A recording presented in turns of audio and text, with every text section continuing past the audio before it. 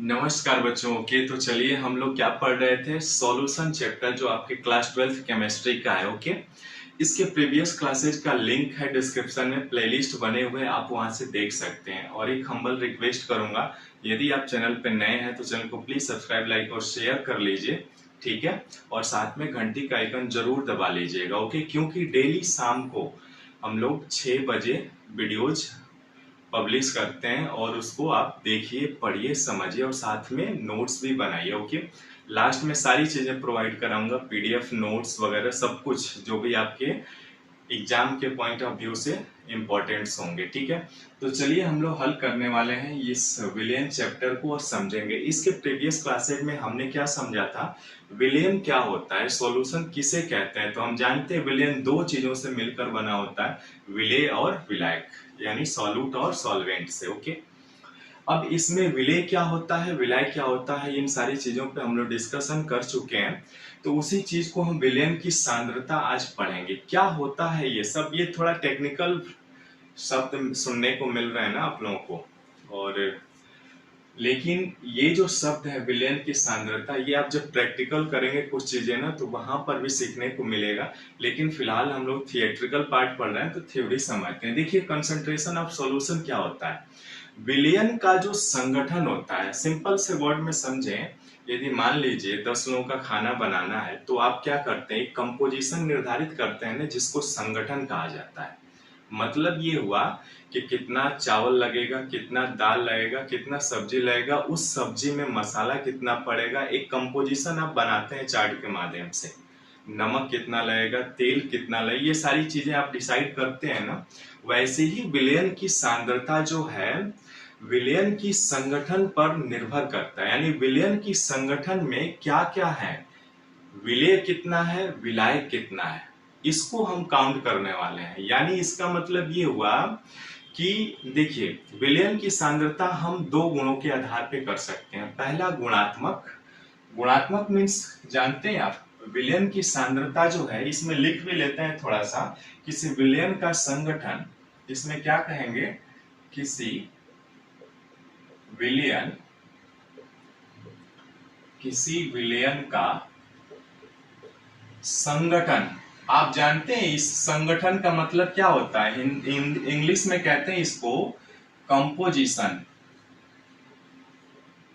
Composition. और इसका सबसे अच्छा उदाहरण, आप दवाई खरीदने जाते हैं ना, देखिएगा उस दवाई पे आप कंपोजिशन करके इंग्लिश में लिखा होगा कि कार्बन इतना, हाइड्रोजन इतना, प्रोटीन इतना, फैट्स इतना होता है, वो सारी चीजें। तो कंपोजिशन का वही मतलब होता है।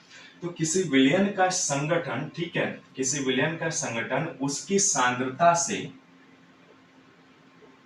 उसकी सांद्रता, ठीक है, उसकी सांद्रता से व्यक्त किया जा सकता है, व्यक्त किया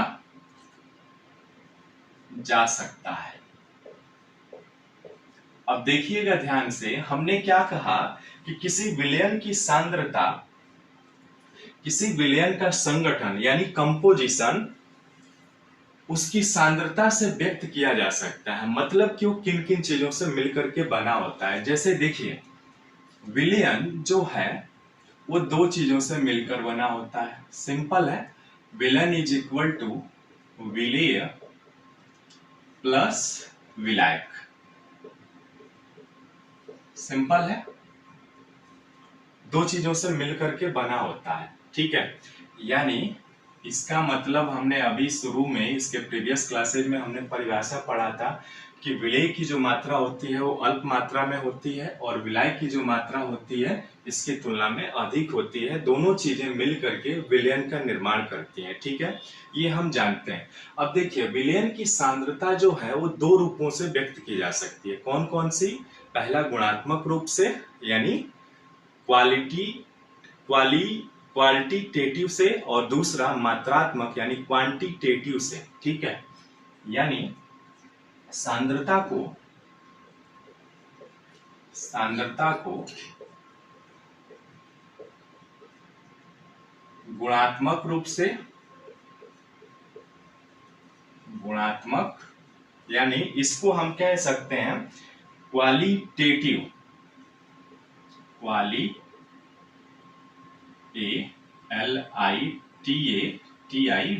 क्वालिटेटिव एंड मात्रात्मक,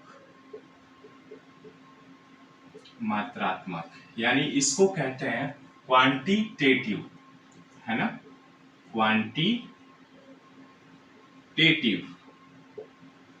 अब देखिएगा, विलयन की सांद्रता को गुणात्मक एवं मात्रात्मक रूप से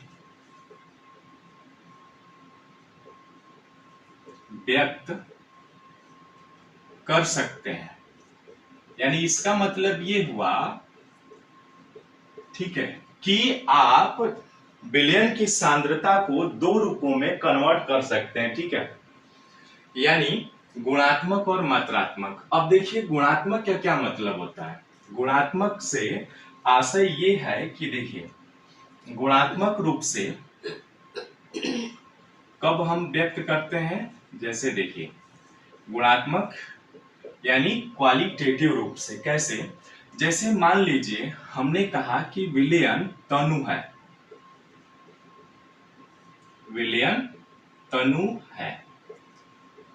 है ना। इसका मतलब ये हुआ कि जो विलेय की मात्रा है वो क्या है, अपेक्षाकृत कम है। समझिएगा बात को। गुणात्मक रूप से हमने क्या कहा कि एक विलयन है वो तनु है।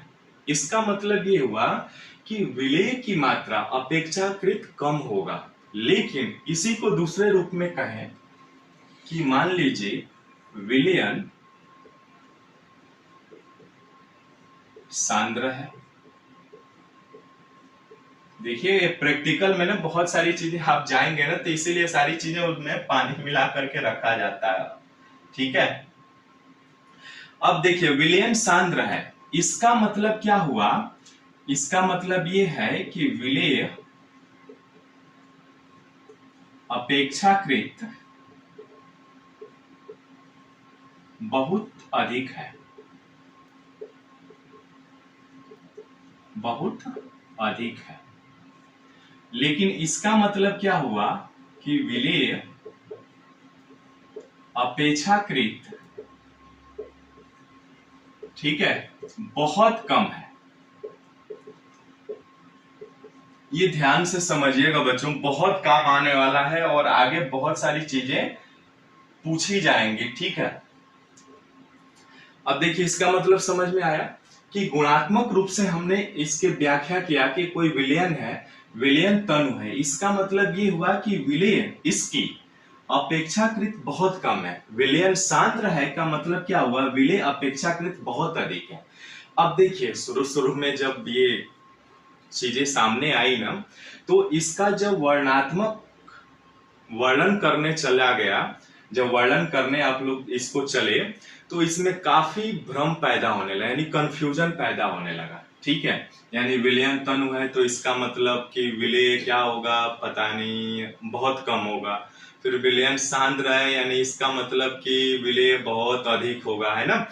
इस प्रकार से तो इसमें जब भी आप डिटेल्ड में वर्णन करने चलेंगे ना, तो ये काफी कंफ्यूजन पैदा कर देता है। इसीलिए मात्रात्मक का डेवलप हुआ, यानी क्वांटिटेटिव रूप का इसका विकास हुआ। और ये मात्रात्मक ना एक्चुअल हमें बताता है कि किसी भी विलयन में विलय की परसेंटेज कितनी होगी और विलय की परसेंटेज कितनी होगी, ठीक है, जिन्हें हमें हमारे सिलेबस में पढ़ना है, ठीक है, मात्रात्मक ही। तो इस तरीके से विलयन की सांद्रता का मात्रात्मक रूप से वर्णन हम करेंगे और मात्रात्मक रूप से ही पढ़ेंगे। उसमें पहला आता है आपका द्रव्यमान प्रतिशत, है ना, यानी मास परसेंटेज कैसे निकालते हैं किसी सॉल्यूशन में यदि है तो। आइए सीखते हैं, ठीक है।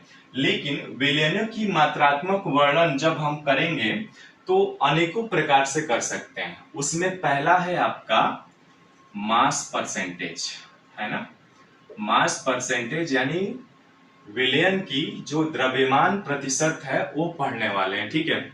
तो अभी हमने इस लेक्चर में क्या समझा कि विलयन की सांद्रता क्या होती है, उसको कैसे व्यक्त कर सकते हैं, ठीक है।